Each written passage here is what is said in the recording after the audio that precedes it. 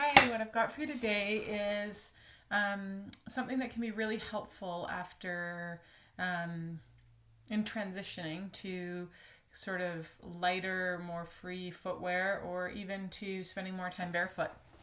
I think getting warmer out. So I've got my foot here, and I want us to just take a second and look at the heel bone, the calcaneus. And as I kind of move it around on the camera with the contrast of my black, you can see it's not a flat bone. It's not meant to like stand flat on. What the calcaneus does is as it comes in contact with the ground, it either topples this way or this way. And as you can see with this either inversion or eversion of the heel, it impacts the shin bones, which impacts the femur bones, which impacts the interaction with this heel on the ground sets off a whole chain of events. And so if our feet are really stiff and the heel isn't being allowed to rock as we move or in standing, there's going to be tension. There's going to be tension in the lower leg and the quads quite often, and in through the hips and across the sacrum. So what we're going to do today is kind of play with having the forefoot be really sensing and simply playing with letting this calcaneus, this heel, float in the sock of our skin, and move side to side. And you can see that as I do that, it changes. It would change the arch of the foot. So what we want to have an eye towards is when I move my heel, does my whole foot, do my toes move as well? Or can this spiraling happen with this rocking of the heel with my forefoot remaining in contact? That's what creates supination and pronation, or the lifting of the arch, okay?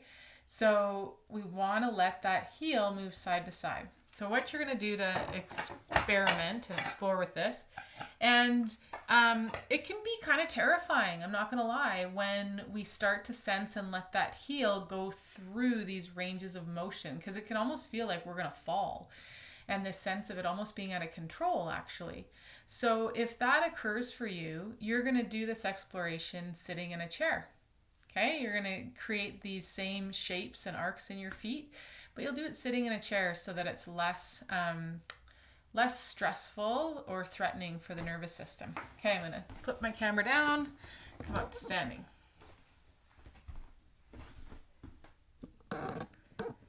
Now, when you come to standing, I want you to just take a second and really sense the ground underneath you with the skin of your feet.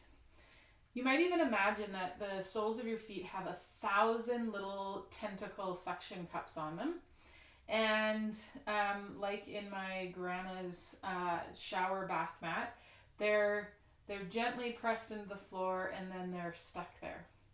Then what we're going to play with is simply kind of rolling the pelvis side to side and feeling as I do that how the weight changes across my heels.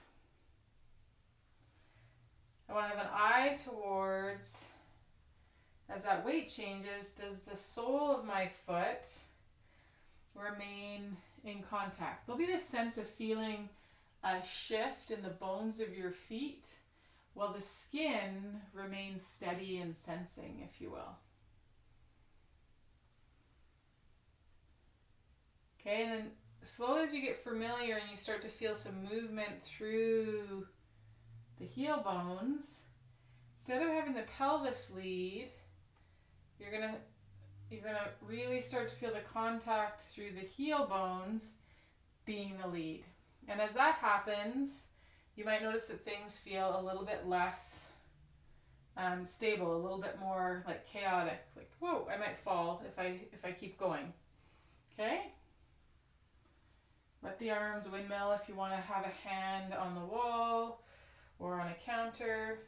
Really sensing with the forefoot and feeling this change through the heel. Now I'm going to turn sideways so you can see the side of my foot.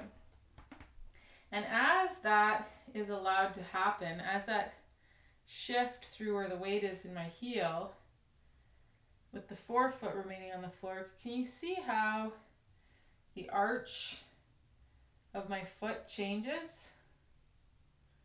It flattens more and then lifts, flat. Wah!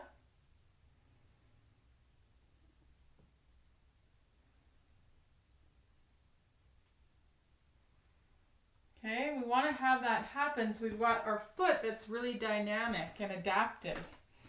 Once you do that, just come to standing and notice what you notice.